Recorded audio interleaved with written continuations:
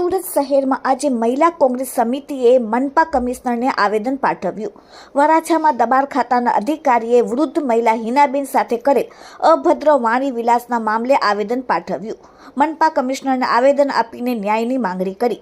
દબાણ ખાતાના અધિકારી હિતેશ બ્રહ્મભટ્ટ વિરુદ્ધ કડક કાર્યવાહી કરવાની રજૂઆત કરવામાં આવી. ઉલ્લેખનીય છે કે સુરતના મેયરે પણ આ અધિકારી સામે પગલાં લેવાના આદેશ કર્યા છે.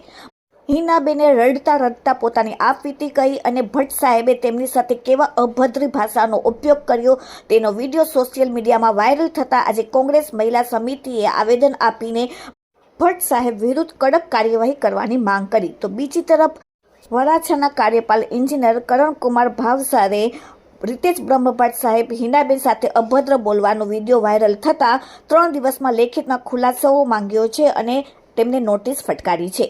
Bureau report, daily India TV, Surat. એ છે કે સ્પેશિયલ ઇન્ટેન્સિવ રિવિઝનની જે કામગીરી છે છેલ્લા 4 તારીખથી આપણે સતત જે આખું તંત્ર છે એમાં લાગેલું છે અને એમાં એક સારી કામગીરી આપણે જે છે સુરતમાં ઓલમોસ્ટ 100% સુધીની આપણી કામગીરી સુધી પહોંચી શક્યા છીએ. આજની પ્રેસ કોન્ફરન્સનો હેતુ એ છે કે 2-3 વસ્તુ હતી કે આપણે અત્યાર સુધી 73.65 જેટલા વોટર સુધીના ફોર્મ્સ આપણી પાસે પરત આવ્યા છે. એનો મતલબ એ છે કે એની સિવાયના ઓલમોસ્ટ 25.9% જેટલા ફોર્મ છે એ અનકલેક્ટેબલ રહ્યા છે, એટલે એ પાછા નથી આવી શક્યા.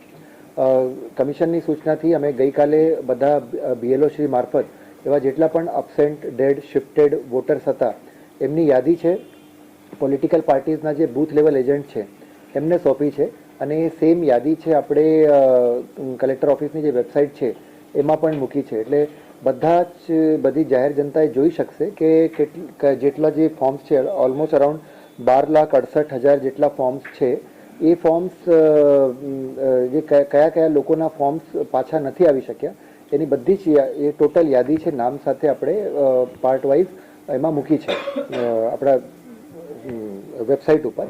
તો બધા જ જોઈ શકશે અને એમાંથી કોઈ પણ લોકોને એવું લાગે કે ભૂલથી એમાં ASDમાં એમનું નામ જતું રહ્યું છે તો અત્યારે પણ આપણી પાસે ટાઈમ છે. નેક્સ્ટ 3 દિવસમાં એટલે 9, 10 અને 11 એ સંપર્ક કરીને પોતાના BLOનો સંપર્ક કરીને એ ફોર્મ હજી પણ ભરી શકશે અને એમનું નામ ડ્રાફ્ટ યાદીમાંથી પછી ઓછું ના થાય.